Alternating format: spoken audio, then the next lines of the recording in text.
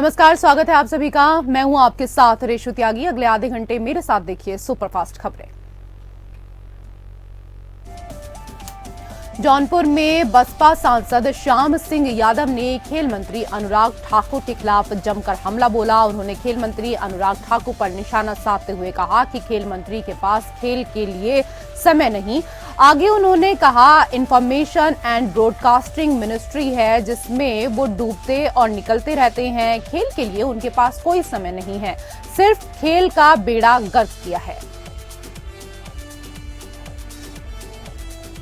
अमरोहा में भारतीय किसान यूनियन टिकैत गुट के मंडल अध्यक्ष गुरमीत सिंह ने बीजेपी विधायक राजीव पर गंभीर आरोप लगाते हुए कहा कि विधायक जिस किसान नेता को भू माफिया बता रहे हैं, कल तक वह उन्हीं के साथ काम करते थे। वहीं धनोरा विधानसभा विधायक राजीव तरारा ने भी सनोज पर गंभीर आरोप लगाते हुए प्रेस कॉन्फ्रेंस में बताया कि सनोज नाम के भूमाफिया ने मुझे भी मोटी रकम का लालच दिया था, मगर मैंने इनकार करते हुए पीड़ित किसान का साथ देने की बात कही। विधायक राजीव तरारा ने बताया कि इस जमीन पर कोर्ट का स्टे होने के बाद भी भूमाफिया जमीन कब्जाने में लगे हैं। मैं इनकी शिकायत सूबे के मुख्यमंत्री योगी आदित्यनाथ से करूंगा और इन भूमाफियाओं के खिलाफ इन अवैध रूप से कमाई गई इनकी संपत्ति की जांच की मांग भी कराऊंगा। लखनऊ में बीजेपी के प्रदेश कार्य समिति की बैठक हुई। बैठक में राष्ट्रीय और प्रदेश स्तरीय पदाधिकारियों सहित 700 लोग शामिल हुए। बैठक प्रदेश बीजेपी अध्यक्ष ने भी इस दौरान यहां पर शिरकत की।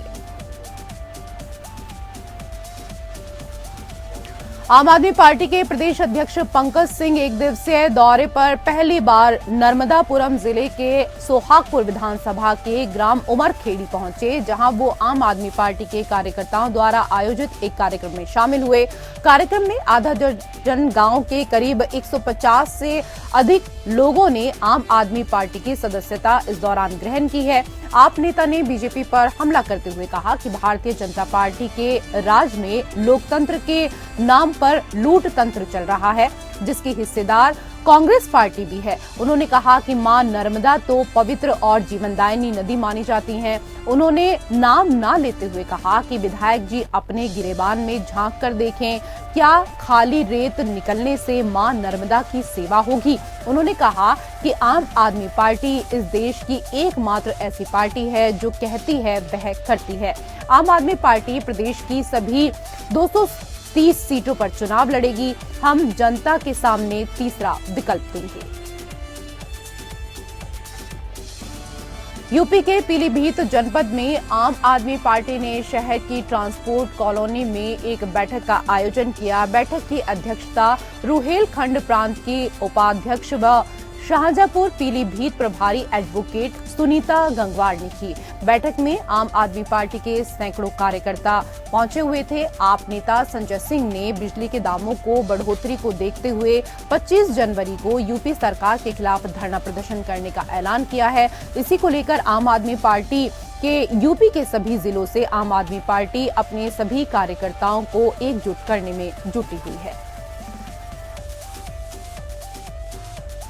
सहारनपुर में पहुंचे आध्यात्मिक गुरु दीपांका महाराज एक कार्यक्रम में शामिल हुए।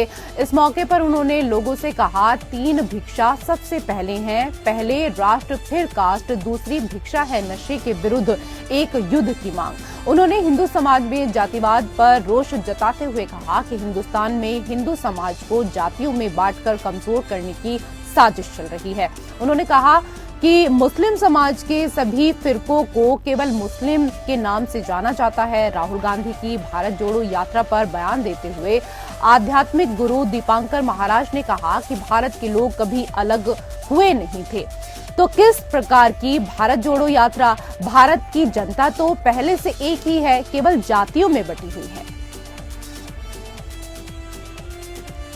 अलीगढ़ मुस्लिम विश्वविद्यालय के जेएन मेडिकल कॉलेज के जूनियर डॉक्टर स्ट्राइक पर चले गए हैं। तीमारदार और डॉक्टर के बीच मारपीट के बाद जूनियर डॉक्टरों ने काम बंद कर दिया, जिससे मरीजों की परेशानी बढ़ गई है। वहीं इलाज के लिए आ रहे नए मरीजों को भी इमरजेंसी में भर्ती नहीं किया जा रहा है। मेडिकल कॉलेज के बाहर आए मरीज दर्द से तड़प रहे हैं। घटना के बाद जूनियर डॉक्टरों ने आरोपियों के खिलाफ कार्रवाई की मांग करते हुए काम बंद कर दिया। यूपी के पीलीभीत जनपद की सदर कोतवाली में चल रही समाधान दिवस में पहुंचे बुजुर्ग इकरार और अन्य 4-5 लोगों ने डीएम के सामने अपनी फरियाद रखी। फरियादियों ने बताया कि चंदोई क्षेत्र के रहने वाले सुभाष और मुकुट बिहारी ने उनकी जमीन पर अवैध कब्जा करके दीवार खड़ी कर दी है। मामले को सुनने के बाद डीएम ने बुलडोजर के साथ राजस्व टीम को मौके पर पहुंचा। जांच करने पर टीम ने शिकायत को सही पाया और डीएम के आदेश पर अवैध कब्जे को हटा दिया गया है। अमरोहा जनपद के हसनपुर तहसील क्षेत्र के गांव कर्ण खाल में आवारा पशुओं ने फसलों को बर्बाद कर दिया है, जिसको लेकर किसानों ने आवारा पशुओं को सरकारी स्कूल में बंद कर दिया। प्रशासन ने सख्ती अपनाते हुए 16 किसानों पर मुकदमा दर्ज कर दिया है, जिसका कांग्रेस नेताओं ने विरोध करते हुए किसानों से केस वापस लेने की मांग की और प्रशासन से आवारा पशुओं से निजात दिलाने की मांग की। प्रशासन के अनसुए रवैये से परेशान होकर कांग्रेस नेता कलेक्ट्रेट पर 1 दिवसीय भूख हड़ताल पर बैठ गए। इस मौके पर कांग्रेस के प्रदेश के महासचिव सचिन चौधरी ने कहा कि बीजेपी वाले गाय को पहले मां कहते थे, अब आवारा पशु कहते हैं। इटावा जिले में भड़तना थाना क्षेत्र में पुलिस ने 3 आरोपियों को एटीएम चोरी करने की कोशिश के आरोप में गिरफ्तार कर लिया है। पुलिस ने आरोपियों के पास से एटीएम तोड़ने वाले औजार, आभूषण, नकदी, अवैध असला बरामद किया है। पुलिस के मुताबिक पुलिस टीम रात को गश्त कर रही थी। इसी दौरान उन्होंने 3 संदिग्धों को देखा और घेर कर तीनों को गिरफ्तार कर लिया। तीनों चोर भड़तना थाना क्षेत्र के अंतर्गत ग्राम समस्तपुर के निवासी बताए जा रहे हैं। वहीं पकड़े गए अभियुक्तों ने इससे पहले भी एक चोरी की घटना को अंजाम दिया है। उधर गाजियाबाद के थाना मोदीनगर क्षेत्र के हापुड़ मार्ग पर ग्राम गदाना में घर से बाहर खेलने गई 5 वर्षीय बच्ची की ईंट से कुचलकर हत्या कर दी गई है। बच्ची का शव मकान से महज 100 मीटर की दूरी पर पड़ा हुआ मिला। पुलिस ने शव को पोस्टमार्टम के लिए भेज दिया है। मौके पर भारी पुलिस फोर्स को तैनात किया गया है। रिंकू मजदूरी करके परिवार का पालन पोषण करते हैं। उनकी 5 साल की बेटी भूमि आंगनबाड़ी में पढ़ाई करती है। बच्ची घर से अपनी ताईजी के घर खेलने की बात कहकर बाहर निकली थी। काफी देर होने के बाद जब बच्ची घर वापस नहीं आई तो परिवार उसे ढूंढने के लिए निकला। घर से 100 मीटर की दूरी पर बच्ची लहूलुहान पड़ी हुई दिखाई दी। परिजनों ने तुरंत बच्ची को स्थानीय अस्पताल में पहुंचाया, जिसके बाद डॉक्टरों ने उसे मृत घोषित कर दिया। अमरोहा के धनोरा थाना क्षेत्र के शेरपुर इलाके में दबंगों ने एक युवक की बेरहमी के साथ पिटाई की, गंभीर रूप से उसको घायल कर दिया। क्रिकेट खेलने को लेकर दबंगों और युवक के बीच दरअसल विवाद हुआ था। बाद में ये विवाद इतना बढ़ गया कि 5 दबंगों ने बैट से युवक की पिटाई कर दी। मारपीट का वीडियो सोशल मीडिया पर वायरल हो रहा है। अमरोहा का ये पूरा मामला। यूपी के मैनपुरी में जमीनी विवाद में सत्ता की हनक दिखाते हुए बीजेपी नेता के भाइयों ने ताबड़तोड़ फायरिंग कर दहशत फैला दी। इस दौरान गोली लगने से 2 महिलाओं, 1 बच्चा सहित 5 लोग घायल हो गए हैं। घायलों को सैफई जिला चिकित्सालय में भर्ती कराया गया है। घटना मैनपुरी के किशनी थाना क्षेत्र के ग्राम शमशेरगंज की है, जहां विद्या राम बाथम और बीजेपी जिला मंत्री ओमजी दुबे के बीच जमीन का विवाद चल रहा है। क्षेत्रीय लेखपाल पुलिस बल की मौजूदगी में जमीन की नाप की गई थी। कर्मचारियों के जाने के बाद बीजेपी जिला मंत्री के भाई अंकित श्रीओम अपने साथियों के साथ पहुंचे और फायरिंग कर दी।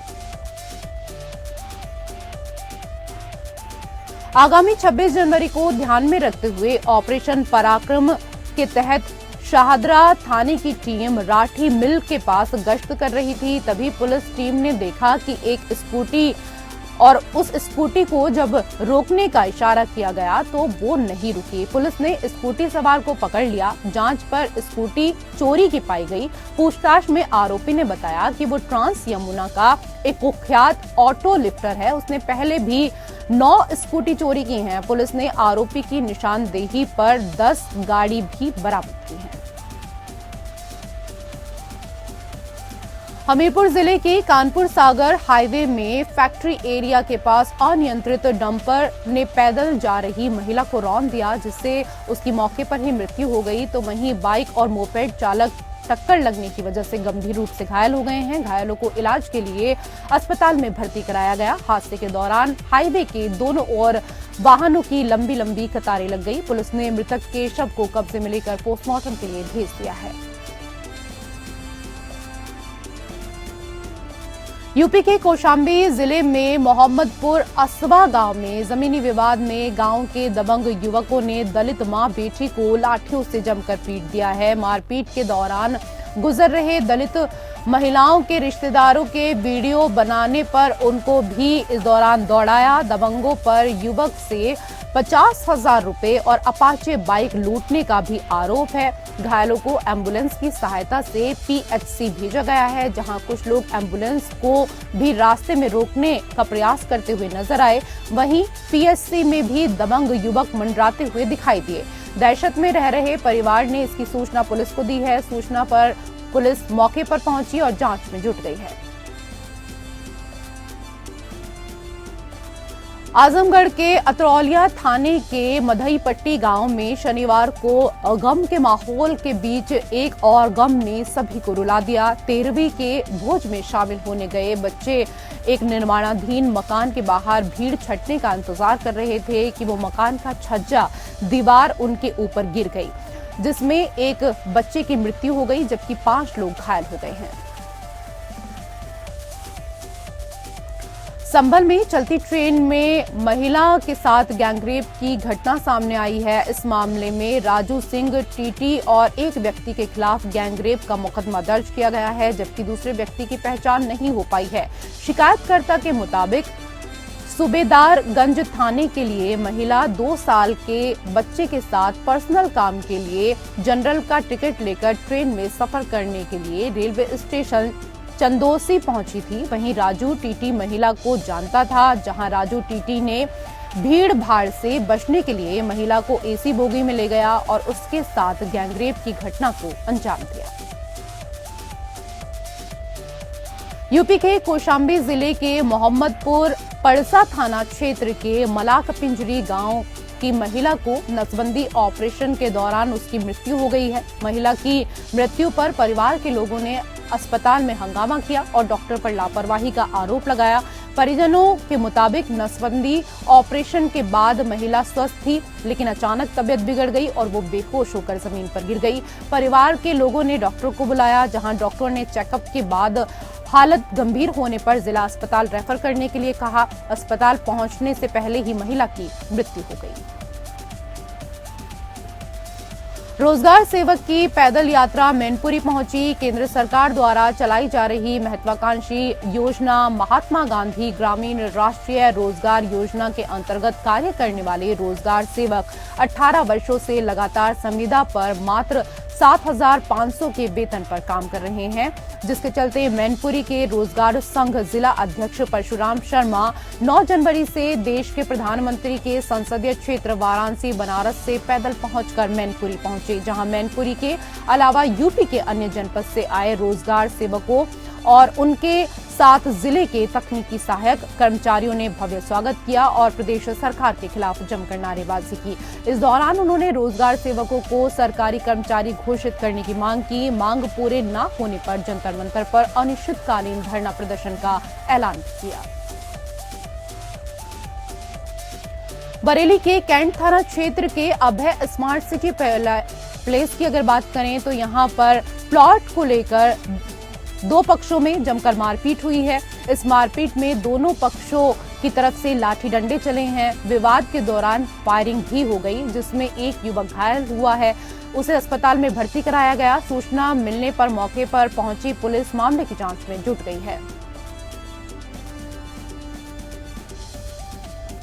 कानपुर के फजलगंज थाना क्षेत्र में बने होटल में भीषण आग लग गई। आग लगने से होटल में रुके लोगों में हड़कंप मच गया। सूचना मिलने पर मौके पर पहुंची दमकल की गाड़ियों ने किसी तरीके से आग पर काबू पाया।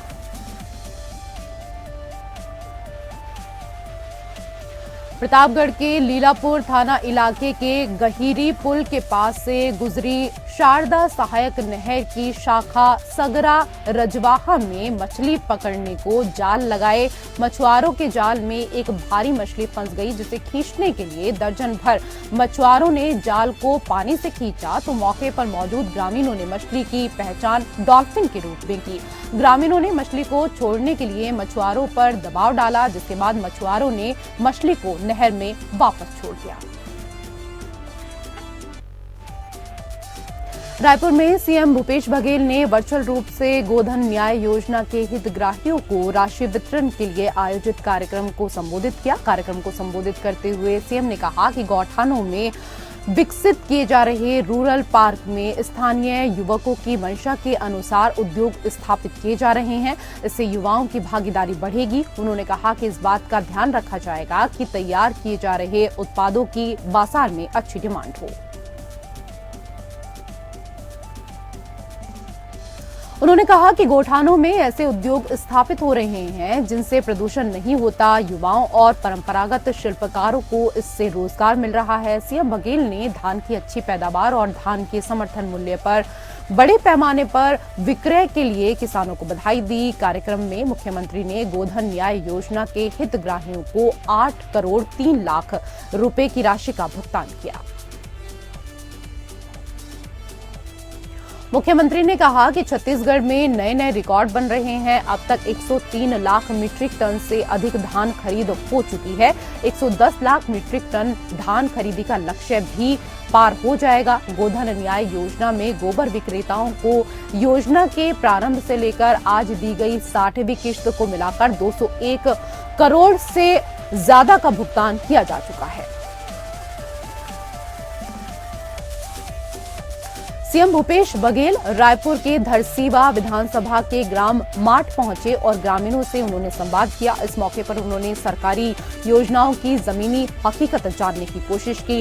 इस मौके पर कांग्रेस कार्यकर्ताओं ने सीएम भूपेश बघेल का स्वागत किया।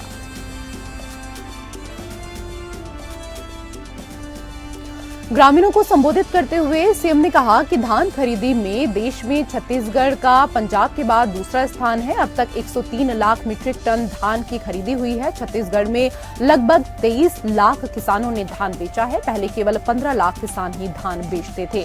पहले रकबा भी 22 लाख हेक्टेयर था, उसमें भी इजाफा हुआ है।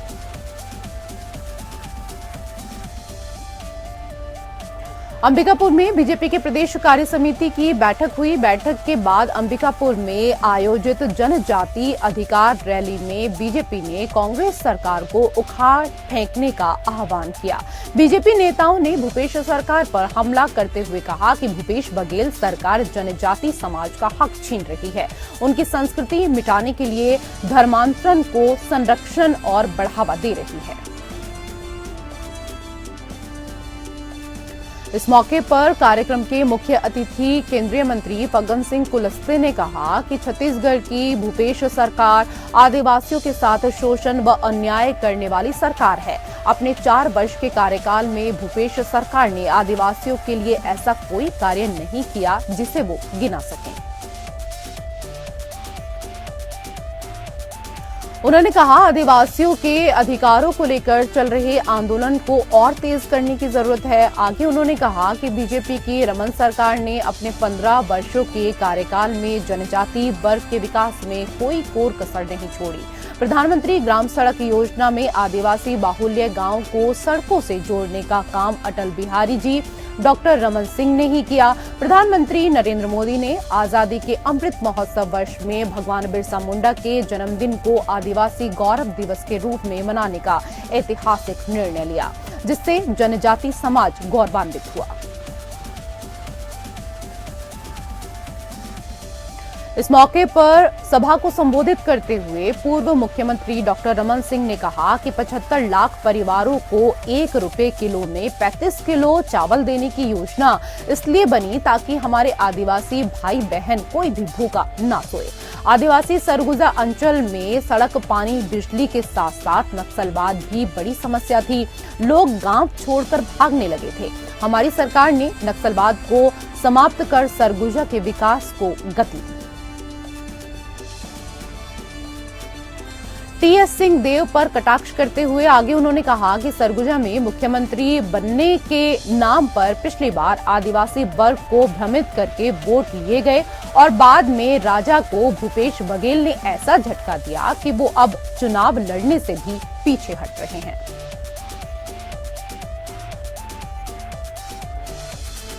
उधर बोकारो के सेक्टर 4 थाना इलाके में लक्ष्मी मार्केट में 2 बदमाश आए और अंधाधुंध फायरिंग करके फरार हो गए। इसके बाद इलाके में अफरा तफरी का माहौल बन गया। सूचना मिलने पर मौके पर पहुंची पुलिस ने कहा कि शाम के समय जब लक्ष्मी मार्केट में लोगों की भीड़ रहती है तो आपसी विवाद की वजह से 2 लोग आए और फायरिंग करते हुए 4 व्हीलर गाड़ी से फरार हो गए।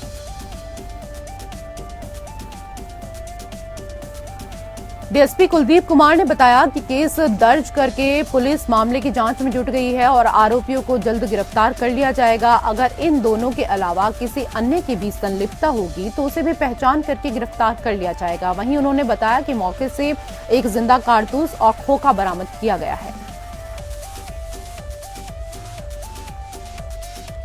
उत्तराखंड में हुए पेपर लीक के मामले को लेकर बीजेपी कांग्रेस में आरोप प्रत्यारोप की राजनीति अपने चरम पर है। पेपर लीक मामले पर बीजेपी प्रदेश अध्यक्ष ने कांग्रेस पर बड़ा हमला बोला है। बीजेपी प्रदेश अध्यक्ष महेंद्र भट्ट की माने तो पहले अपराधी बचाए जाते थे, अब जेल भेजे जाते हैं। बीजेपी प्रदेश अध्यक्ष महेंद्र भट्ट का कहना है कि पेपर लीक मामले में सरकार ने आरोपियों को सलाखों के पीछे भेजकर सख्त और बड़ी कार्रवाई की है। प्रदेश अध्यक्ष महेंद्र भट्ट का कहना है कि पूरे मामले की जांच हो रही है। जिन संस्थानों में पहले ऐसा होता था उन संस्थानों के खिलाफ भी जांच चल रही है। इसके पीछे सरकार का मकसद युवाओं को विश्वास दिलाना है कि दोषियों के खिलाफ सख्त से सख्त कार्रवाई की जाएगी।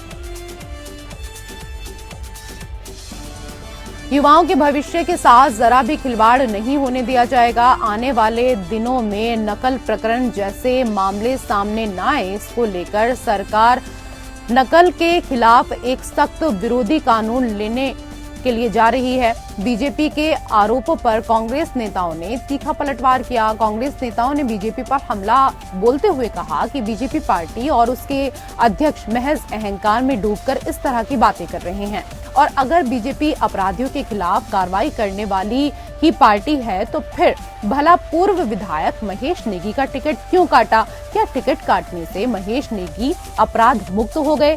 कुंभ घोटालेबाजों को क्यों छोड़ दिया गया?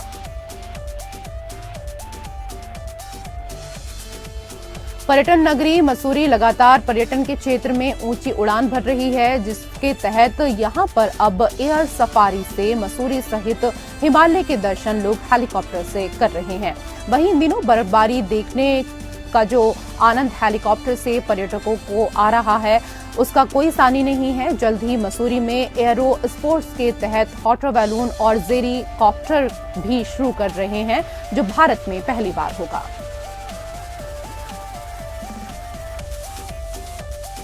इस संबंध में हेली सफारी के संचालक कैप्टन मनीष सैनी ने हेली पर्यटन की जानकारी विस्तार से देते हुए बताया कि मसूरी में मसूरी दर्शन और हिमालय दर्शन ट्रायल के तौर पर शुरू किया गया। अब उत्तराखंड पर्यटन विभाग और भारत सरकार से 1 साल की अनुमति मिल गई है और इस सेवा को विधिवत शुरू कर दिया गया है। साथ ही सरकार से अपेक्षा है कि इस प्रोजेक्ट को लंबे समय तक के लिए शुरू किया जाए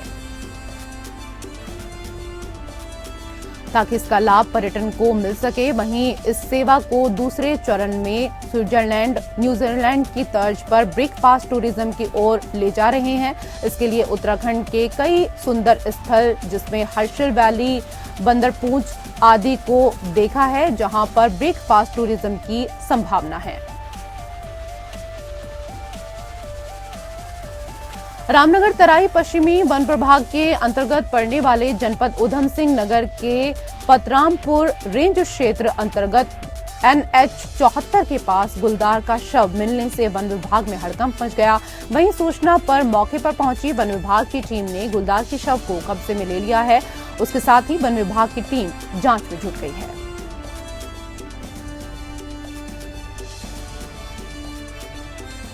वहीं मामले में अधिक जानकारी देते हुए वन क्षेत्राधिकारी पतरामपुर ललित आर्य ने बताया कि रात्रि नियमित गश्त के दौरान देर रात्रि NH 74 पर भगवंतपुर के पास एक गुलदार का शव मिला। उन्होंने बताया कि मृत्यु के कारणों का पता नहीं चल पाया है। गुलदार के सभी अंग सुरक्षित पाए गए हैं। क्षेत्राधिकारी ने बताया कि शव का पोस्टमार्टम होने के बाद ही पोस्टमार्टम रिपोर्ट में गुलदार की मृत्यु के कारणों का पता चल पाएगा।